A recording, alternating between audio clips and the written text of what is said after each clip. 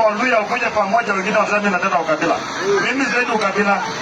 Wakalenjin wako united, kiongozi yao ni Ruto, si ndio? Wajaluo wako united, kiongozi yao ni Raila. Wakikuyu wako united, kiongozi yao ni Rigiji. Wakamba wako united, kiongozi yao ni Kalonzo. Mimi nataka Waluhya kwa united, kwa tukuwe na kiongozi mmoja. Mambo ya kupangwa ati Waluhya tuko wengi, lakini kama mtu anakuja kujitafutia kura hapa, sisi tumekataa. Wakikuja hapa watapata kama tumejipanga. Ama namna gani? Omuntu na rebe kura mbore mliwata ibira kona ateme. Maana wale wajao kule mbele ni wakora, wanajifanya wao kwa meza, wamewekwa kwa meza na wajapewa kisu. Wakati nyama inagawana, wengine wenye visu wanakata au wamengojea kisu wanapiga visu. Na waronga, si ndio? Mambo ya kuronga chini yanafanya nini? Na hapa sisi watu wa support, watu wa Trans Nzoia lazima tukae kama kitu kimoja. Nikiongea mambo ya Waluhya, nyinyi mnajua tabu ya Waluhya iko mingi sana. Waluhya ni jamii namba 2 katika idadi ya Kenya, ya watu Kenya taifa hii, lakini ile maisha wanakaa ni maisha mbaya kweli kweli. Hata ukitaka mtu akuchimba kaburi utatafuta nani? Omuntu wasaka chiku nangu. Wala kwa wasaka chiku bakema sikai imagine. Bakema kwa wasaka chiku.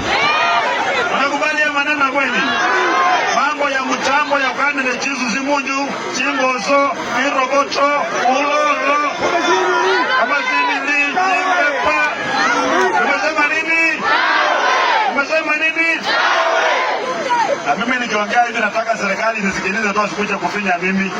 Maana katiba ya Kenya inatukubali kusema ukweli, si ndio?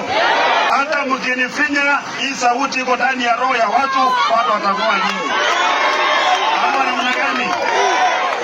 Sasa mimi wakinifinya, sisi mtafanya jambo la busara. Ama mtakubali historia yangu iende tu kwa wakati tunajikomboa, tumeelewana? Mtu asikuja hapa na ukora ati Ford Kenya mkubali hiyo maneno. Umeona watu wangu? Mkatai wamekaa kwa serikali ya Trans Nzoia miaka 10, nikapata serikali ndani ya shimo na pambana kuitoa, lakini matatizo kweli kweli.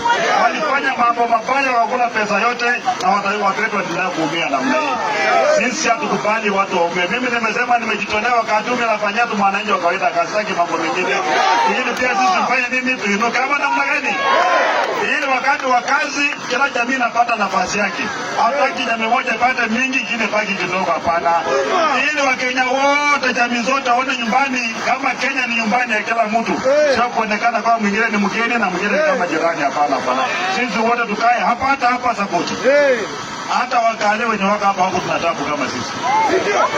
Ama namna gani? Mtaji mnahangaika kulipa karo. Mnahangaika na umaskini. Maana kuna kabila moja tu ya wakubwa kule Nairobi wanakaa pamoja, wanakuanza kufinya watu wengine wote ambao wako chini. Mimi nimefanya kazi kule Murang'a.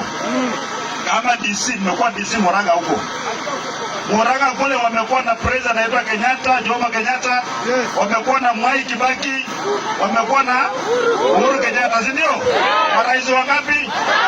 Kule Murang'a watu pia wanakuliwa na chini ende kama sisi. Kwa sababu kuna watu ambao wanafaidika wakati serikali ni power, lakini watu wengine wanafanya nini? Naenda kubalance maneno, si ndio? Ala mambo yako sawa sawa.